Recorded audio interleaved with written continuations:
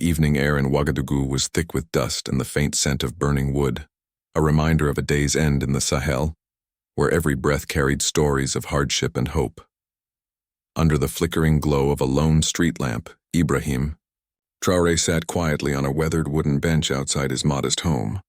The walls, built from sun-baked mud bricks, bore the cracks and scars of time and conflict, yet stood resilient, just like the man who called this place home. His hands rested heavy on his knees, roughened by years of battle and toil. But it was not the scars on his skin that told his story. It was the steady, unwavering look in his eyes. Those eyes, dark and piercing, held the weight of a nation's dreams and nightmares.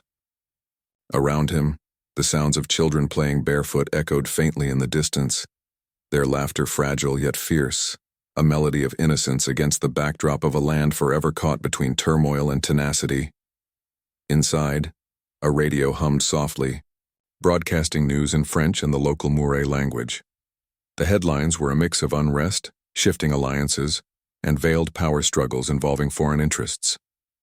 But those distant voices were background noise to Ibrahim's mind, which was heavy with the memories of his own battles. The faces of lost comrades haunted his thoughts, as did the innocent caught in crossfires not of their making. The endless threat of jihadist groups creeping into his homeland pressed on his spirit like an invisible weight. Next to him on the bench lay a broken watch, its face cracked and frozen at precisely 3:15. It was no ordinary timepiece, but a symbol of a dark moment etched into his soul, a moment when time itself seemed to stop and so many hopes had shattered. The watch was a reminder of loss and resilience, of a past that refused to be forgotten yet demanded endurance. Suddenly, the stillness was interrupted by the quiet buzz of his phone. The screen lit up, showing an unfamiliar number from the United States. Curiosity flickered across Ibrahim's face, mingling with a hint of wariness. Messages from foreign lands rarely brought good news. Often they were filled with threats or cold political posturing. But this one was different. The message read, "Hello, Mr. Traoré, I am a supporter of Donald Trump. I know we might stand worlds apart in many ways, but I want to tell you something important." Ibrahim blinked, momentarily caught off guard. The sender's words were hesitant yet sincere, a rarity in the world of politics and conflict.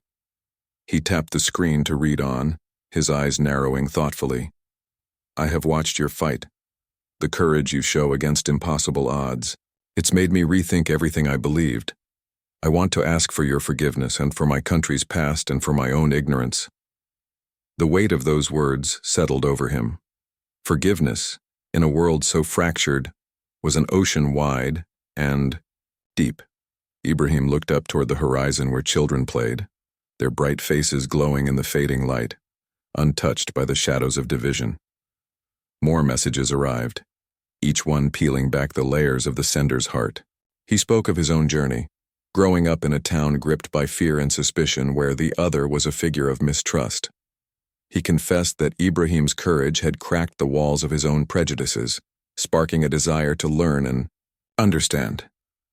The messages opened a door Ibrahim had long thought sealed. Here was a bridge, fragile yet real, stretching across continents and ideologies.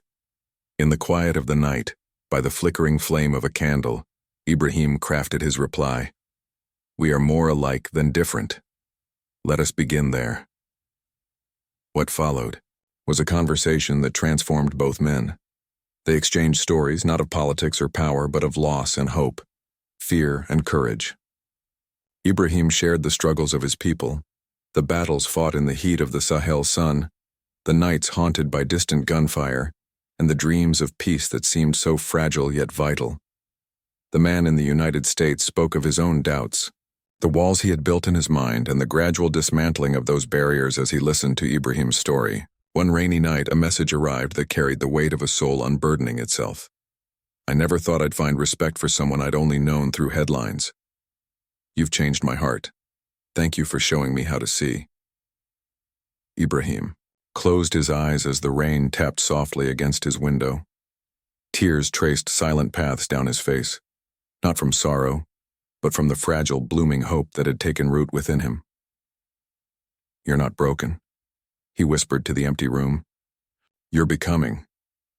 Months later, Ibrahim stood once again on his porch, the first light of dawn spilling gold over the dusty plains. His phone vibrated gently, another message simple yet profound. From one soldier of hope to another. Thank you for changing my world. Around him, life pulsed with quiet energy.